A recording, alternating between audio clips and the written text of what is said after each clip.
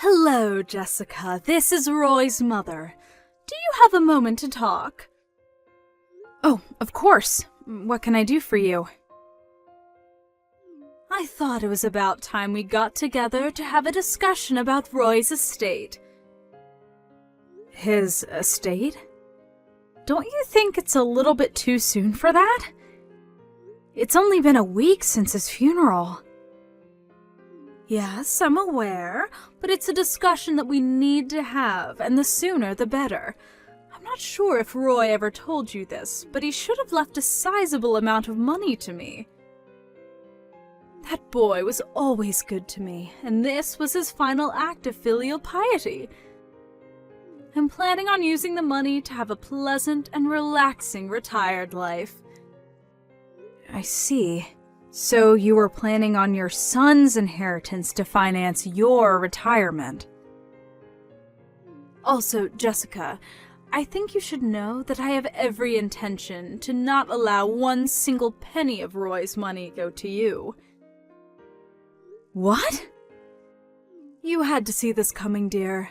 I heard about everything from Roy. The two of you were about to be divorced when he passed away. Am I right? Well, yes, I suppose we were. Well, then that settles it. What right could you possibly have over Roy's money? Roy is my son, and you're little more than a former roommate of his as far as I'm concerned. I will not let you have his estate. Did Roy happen to tell you the specific circumstances of our divorce, or did he leave that part out? Isn't it obvious? You were a complete failure as a wife. You used him for his money, and you never paid him any of the attention or affection he deserved as your husband. You may have cheated my son out of some of his hard-earned money while he was living, but I will not let you steal from him now. Is that so? And that's all I have to say. Now pack up your things and be out of that house by this evening. Seriously? I'm dead serious, Jessica. The house you are living in belonged to Roy. He built it with his own money. His name is on the title. And now that he's gone, that house belongs to me, his mother. There's no fighting this, Jessica.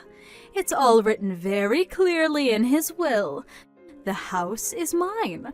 I'm going to be moving in there as soon as possible, which means you need to leave as soon as possible. Take all your things, leave all of Roy's, and be out of that house by sundown. And I know if you take anything of Roy's, so don't even think about trying to steal his things. Ugh! Don't be such an immature brat, Jessica. You can't seriously be planning to try and stay in that house, can you? Since you were about to divorce him and move out anyway, I'm sure you already had arrangements made for another apartment or something. So there's no reason for you to stay there. Yeah, I guess you're right. I don't really need this house. Good, then it's settled, and we have no more reason to talk to each other. But seeing as the house is getting foreclosed on today, I don't think you'll be able to enjoy living there for very long. What? Foreclosed? I'll talk to the bank to tell them that you'll be the one to hand over the keys to them. But you'll need to sign over the deed to them by tonight, so make sure you bring a pen. If you ask them nicely enough, maybe they'll even give you an hour or so to take in some of your memories of Roy. What are you talking about?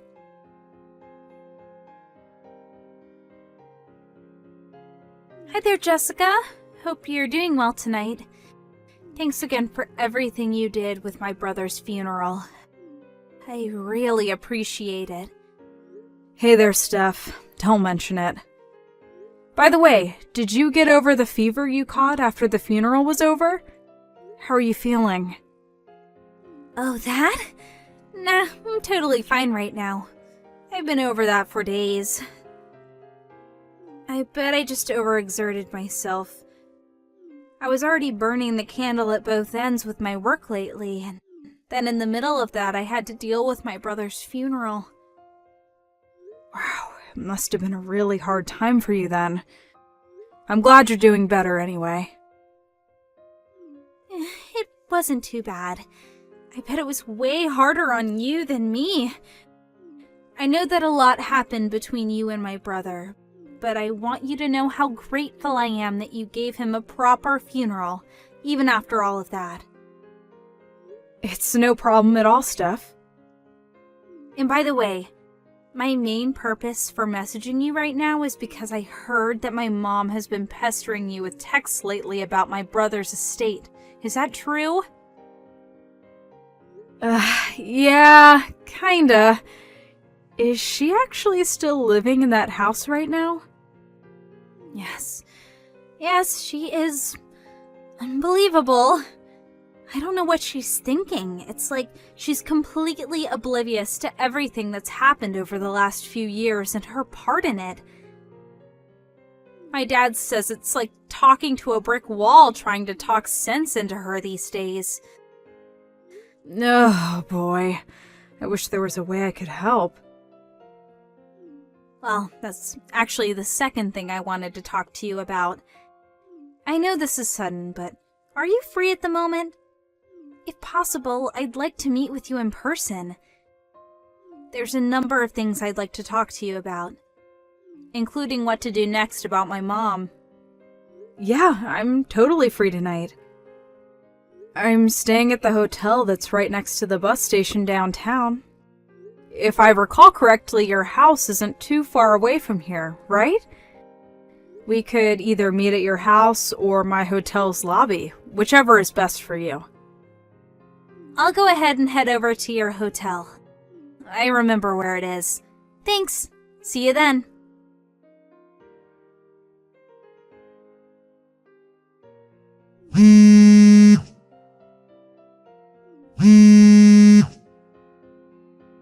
Good morning. What can I do for you? Don't give me good morning. Some people from a real estate agency just came by and said if I don't leave the house soon, they're going to call the police and have me arrested for trespassing. According to them, the house is actually in your name. That's the first I've ever heard of that. Why didn't you tell me? You already sold it to them? You owe me an explanation. Wait, you really didn't know about all that? I guess maybe Roy was planning to tell you about everything once it had been finalized, but it seems like he could have at least told you the bare minimum. Hurry up and explain what you did. Just make sure you're aware that Roy and I were planning to get a divorce when he died, right? Yes, and what of it? What does that have to do with you stealing my house and selling it without my permission? I'm getting there, calm down. Next, were you aware that the reason we were getting divorced was because Roy was cheating on me? He was? Ah, so you didn't know. Well, he was cheating on me, so I sued him both for the damages related to the affairs as well as for a divorce. Roy was lavishing his mistress with gifts, designer handbags, shoes, vacations, you name it. And in just the span of a year, our total savings declined from around $100,000 to just $1,000. He spent that much in a single year? Now, one major problem for Roy was that the money he spent came out of our joint savings account. So he had spent tens of thousands of dollars of savings that were also mine without my permission on his illicit affair. Ordinarily, in this sort of situation, I'd have the legal right to demand he return every single penny of that money to me. But I was also fully aware that he had no means with which to repay it, and I was eager to not have any interactions with him anymore after the divorce. So, our lawyers talked it over, and in the end the compromise we decided on was this. I would agree not to sue Roy, to have him return the money he spent on his mistress, and in return I would receive the house, as well as all the furniture and appliances in the house. It was at that point that he transferred the deed over to me, and I sold the entire thing to a real estate company the very next day. How could you do such a thing? The real estate company was actually super understanding about everything, and they agreed to let me stay in the house until Roy's funeral was over. You sold my son's house! I can't believe you! That was the only thing I had to remember him by. Hey, don't blame me. Blame your son for being a cheater. None of this would have happened if you would have kept his pants on. If only he had not slept with that woman, we wouldn't be getting divorced, and he wouldn't have exhausted all of our savings on her. So, yeah. I don't see how I did anything wrong in all of this. It's all Roy and his mistress's fault. Yes, you're right. It's all his mistress's fault, that vile woman. If she hadn't seduced my poor, innocent Roy, then none of this would have ever happened. Who is that vile harpy? Tell me her name. You must know who she is, don't you? I'll go find her and give her a piece of my mind for the terrible fate she brought upon my poor Roy. I don't think you need me to tell you her name. You already know her. She's one of your friends. What? What are you talking about? It was Nancy Johnson. No, not Nancy. How long ago was it? Maybe 2 years ago or so?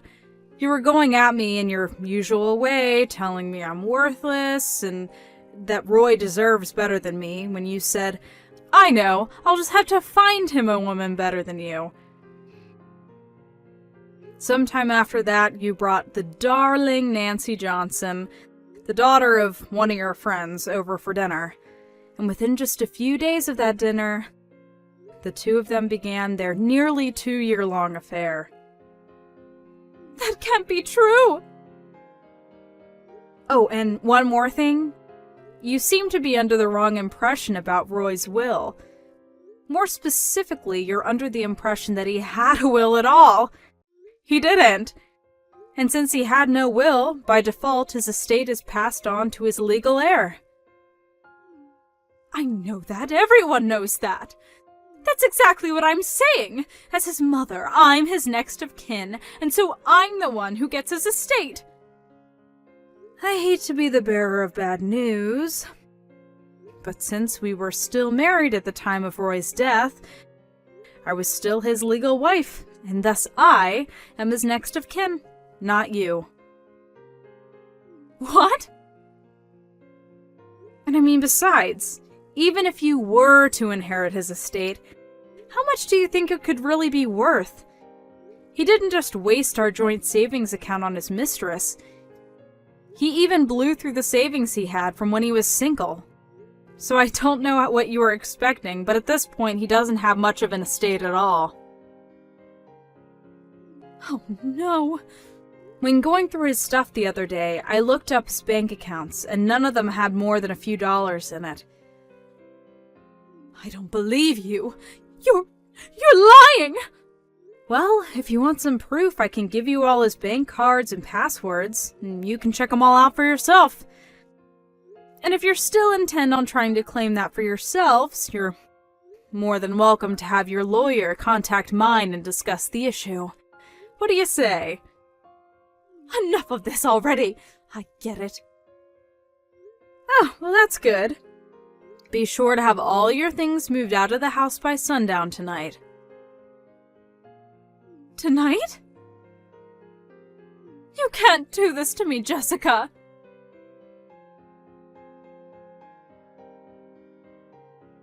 Jessica? Where are you?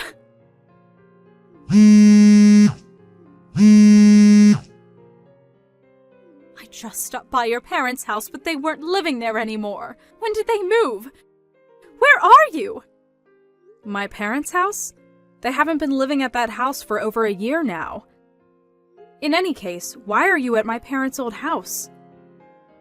I'm looking for you, of course. Me? Why would you be looking for me at my parents' old house? It's way too far away from my job. I'd have like an hour-long commute every day. Then where are you? Tell me! I don't see any legitimate reason for you to need to know where I am right now. If you need anything from me, you can ask my lawyer. Just tell me where you are this instant. I mean it!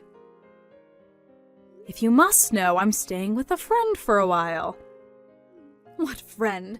Give me the address of the house, Jessica. That's an order. Not a chance. Why would I? You and I are nothing anymore. I'm not your daughter-in-law. You're not my mother-in-law. Nonsense. Of course you're still my daughter-in-law. Even if Roy has passed away, nothing changes the fact that you were married into this family, Jessica. I'm still your daughter-in-law, whether you like it or not. And as my daughter-in-law, it is your duty to provide me with the financial support. Where did you hear that from? Some weird Facebook group or something? No, I no longer have any duty, morally or legally, to provide you with any support of any kind. You're not getting anything out of me. Don't run away from your responsibilities to me. Were you listening just now? The moment that Roy died, our legal marriage was dissolved, so I no longer have any legal connections to you whatsoever. Is that clear? I'm not your daughter-in-law anymore, and even if I was, I still would do everything in my power to not have to provide you with any support. You're terrible! I don't deserve to be treated this way. After everything you've done to me over the years, you deserve way worse from me than this. You're lucky I didn't sue you for emotional abuse. So no, I'm not going to give you the address for my friend's house, who is even less of a connection to you than me. Now just leave me alone. I never want to speak to you again for the rest of my life. You can't abandon me. What am I supposed to do now? Oh, right. Your husband divorced you the other day, didn't he? How do you know that? I heard the whole thing from Steph. It was quite the story. I didn't even know about this at the time, but the night that Roy got into that car accident, he was on his way to see his mistress, Nancy, wasn't he? Your ex-husband found out about that. And he also found out that you were the one introducing the two of them. Boy, was he shocked to hear that.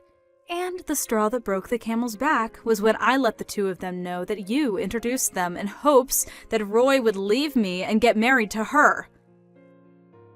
Once he heard that, he couldn't take it anymore and filed for divorce the very same day. He kicked you out of the house. And when you tried crawling to Steph for help, she cut you out too. Aren't you in a predicament? But there was no way I could have predicted things would turn out like this. I'll give you that much. I wouldn't have seen it coming either if I was in your shoes. But then, if I was in your shoes, I don't think I'd be going around encouraging my son to have an affair, and also actively bringing him women to have affairs with. Please, Jessica, you have to help me. Why? Because I have nowhere else to go. My parents are long dead, and I have no siblings. Don't you remember your wedding vows? You promised to love my son, for better or worse, richer or poorer, in sickness and in health, right? Who cares about legal connections? You're my daughter-in-law. We're eternally bound through your marriage to Roy. I know we can get along well, you'll see.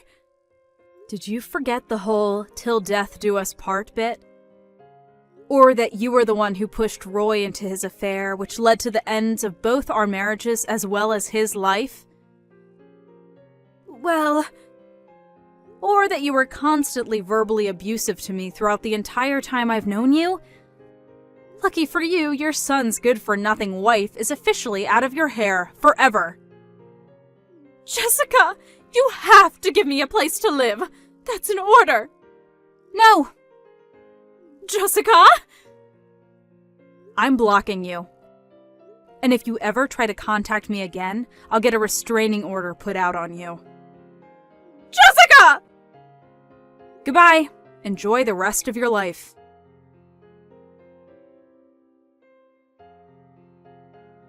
After that, who do you suppose my ex-mother-in-law went to for help? None other than Nancy Johnson, the woman she pushed into my husband's arms.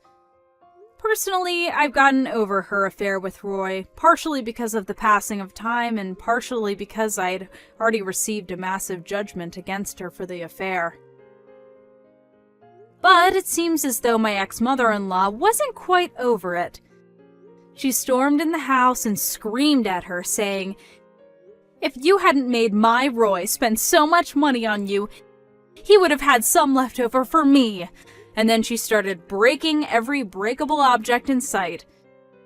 It's honestly kind of impressive how well she avoids placing even the smallest amount of blame for the situation on Roy, but I digress. In the end, Nancy ended up suing her and winning a hefty judgment for the damage done to her house. So, now my ex-mother-in-law is stuck with being a 70-year-old divorcee, working whatever odd jobs she's physically capable of in order to pay it off. Part of me feels bad for her, but that's a very, very small part of me. Most of me just feels like she got what was coming for her. Karma always wins in the end. Oh well, none of that is any concern of mine anymore. Now I can finally get back to enjoying a nice, peaceful life with my fiancé. We're getting married next month.